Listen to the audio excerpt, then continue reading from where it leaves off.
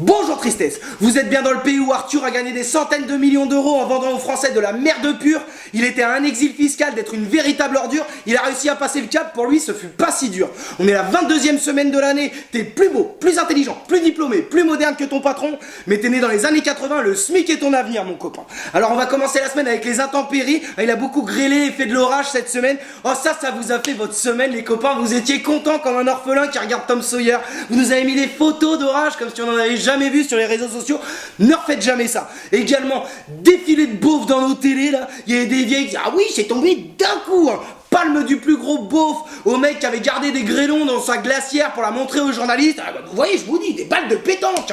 Bon, je me désolidarise de cette France-là, je vous le dis. Mais c'est très bien, ça va faire raquer un petit peu ces escrocs d'assureurs, d'accord. Si vous sortent des clauses ou des franchises de la Lune, là, n'hésitez pas à demander votre dossier pour changer d'assurance. Vous verrez, ils ont une petite caisse noire qu'ils appellent eux geste commercial quand vous les menacez de vous barrer. De rien pour le filon. Et également cette semaine, alors il y a des keufs du Kremlin Bicêtre qui organiseraient des soirées négro. Alors je t'explique le concept. Les mecs ils se maquillent en noir, d'accord. Ils s'habillent comme dans Tintin en Afrique. Ils se posent des bananes sur les genoux, ils se grattent sous les bras et ils se pignolent comme ça entre ivrognes. C'est marrant. Mais putain, mais c'est pas possible ça, mais les gens de couleur qui travaillaient dans la police, comment vous pouvez supporter ça? Vous arrivez à la machine à café, on vous appelle Bamboula et vous souriez poliment, c'est ça votre truc? Ces gens-là, ils sont censés faire respecter la loi sur la xénophobie. Alors comment ça se passe? T'es Renoir, tu t'es fait agresser, t'arrives, tu dis excusez-moi, on vient de me traiter de négro dans la rue là. Et le chef il te regarde, il te fait mais t'es sûr que t'étais pas dans un arbre plutôt?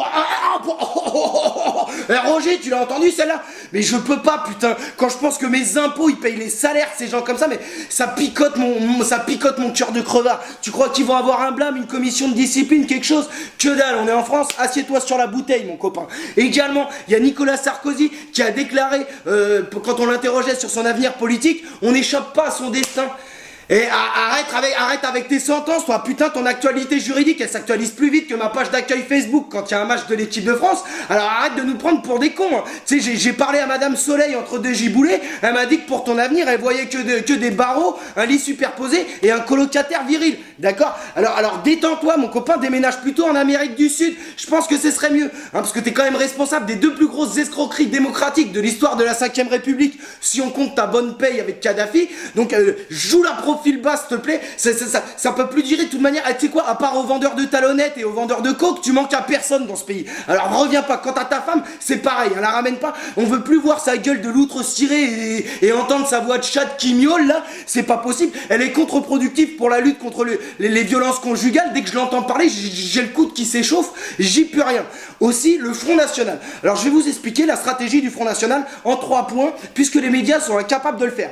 Premier point, Jean-Marie Le Pen, un beau dérapage de Jean-Marie Le Pen qui a dit qu'on allait faire une fournée la prochaine fois pour Patrick Bruel. Alors ça c'est pour cajoler la base dure du Front National, tu sais, les gros beaufs qui votaient FN juste parce qu'ils étaient racistes et contre le permis à point.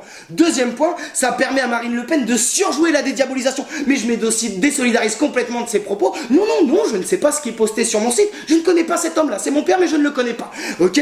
Troisième point, les médias ils leur offrent une couverture médiatique pendant une semaine, 24 heures sur 24, ils soulèvent pas une seule seconde l'idée d'une stratégie. Putain, vous êtes responsable à un moment donné. Et croyez-moi, je suis énervé contre Jean-Marie Le Pen pour 2 raisons. Pour ses propos et parce qu'il me force à défendre Patrick Bruel, ça me fait quelque chose les copains. Également, il y a Anne Hidalgo, c'est la mairesse de Paris, qui alors elle a pas honte, hein, tu sais, elle se balade avec son bon à tout faire qui lui porte son parapluie pendant qu'il y a la vieille reine d'Angleterre de 140 ans qui porte son parapluie toute seule. Elle a la honte de rien celle-là. Mais surtout, alors elle inventerait des petits postes fictifs pour ses potes qui n'ont pas été réélus. Tu sais, ils n'ont pas bien compris qu'être politique, c'était pas être fonctionnaire. Alors là, elle lui a trouvé un boulot de chargé de mission pour développer des végétalisations innovantes. Oh putain, si c'est pas un poste fictif, ça, je sais pas ce que c'est. C'est moi qui voyais que dalle quand j'étais jeune, où on se fout de plus en plus de notre gueule, les copains. Bordel de merde. On est des pigeons, mais arrêtez d'écraser les miettes sous nos nez quand même. Faut nous respecter un minimum. Et également, alors, il y a Pujadas, encore lui, mais putain, j'en ai marre. J'aime pas la bagarre, mais toi, t'as l'air faible, va falloir qu'on fasse un round à un moment donné, mon copain. Hein, parce que Pujadas, ça peut plus durer. Alors, le mec, il a déclaré, par rapport au festival de Montpellier qui est annulé par rapport à la grève des intermittents, il a dit quel grand gâchis. Mais putain, mais où est-ce que t'as vu qu'on t'a demandé de donner ton avis, toi? Putain, mais astique ta mèche de poney, relève ton siège au maximum et lance tes sujets en lisant ton prompteur, mon pauvre vieux. C'est tout ce qu'on te demande, mon gars. Mais putain, mais qu'est-ce qu'ils t'ont fait le MEDEF pour que tu leur lèches le cul à ce point-là? Merde, hein, Gattaz, il a godé ton petit cul avec un Mikado, il a trouvé ton point G, c'est ça? Mais putain, mais dis-nous, à ce moment-là, on t'envoie un paquet de boudoirs, ce sera aussi bien, mon gars. Aussi, alors il y a Éric Zemmour, encore lui, mais c'est toujours les mêmes, et celui-là que quelqu'un le foute dans un mur en béton armé, on n'en peut plus. Alors il a déclaré que tu pouvais ouvrir le Coran à n'importe quelle page, et tu verrais qu'il y a écrit qu'il faut massacrer des chrétiens et des juifs. Oh putain, mais tu peux pas être pire dans la diffamation et dans l'incitation à la haine, c'est quand même plus possible ça. Il y a un rappeur que j'aime bien qui s'appelle Youssoupha qui avait dit « Je mets un billet sur la tête de celui qui fera taire ce con d'Éric Zemmour ». Bon, et tu fais un peu le crevard, mon copain, et moi je dis tapis, là, tapis, moi je donne tout, qui ferme sa gueule. J'ai touché ma paye hier, mais je suis prêt à commencer le mois à 0 pour lui, putain. Et Zemmour, là, hésite vraiment pas à te faire le sourire de l'ange avec ta carte de presse, parce que tu la mérites pas. Alors cette semaine, il y a 3 big ups. Premier big up à une meuf qui a réussi à détourner 520 000 euros à son entreprise, à son employeur, et on se dit, oh, elle est bien, elle est génie celle-là et tout. Mais en fait, c'était pour le donner à son marabout. Oh putain, t'es pas la moitié d'une truffe, toi, un bon cochon, il te trouve à 1 kilomètre, je te le dis. Et également, il y a les keufs qui ont amendé 126 piétons en 45 minutes à Saint-Etienne parce qu'ils traversaient hors des clous. Mais tu sais quoi, si tu veux raqueter les gens, mets-leur directement un flingue sur la tempe en disant donne-moi ton SMIC. Qu'est-ce que ça veut dire ça? Et si c'était pour le symbole, mon pauvre vieux, et bah tu t'arrêtes à 100. Là, à 100, c'est un symbole, même si c'est de l'escroquerie. Enfin, il y a un poney volé qui a été retrouvé à Grigny dans le 91 dans une cité. Si vous amenez pas les activités à la banlieue, c'est la banlieue qui amènera les activités à elle. Pensez-y les copains. Enfin, donc pour conclure, donc cette semaine c'est le début de la Coupe du Monde et moi je suis découpé comme un mec qui se jette sous les rails du métro, mon gars.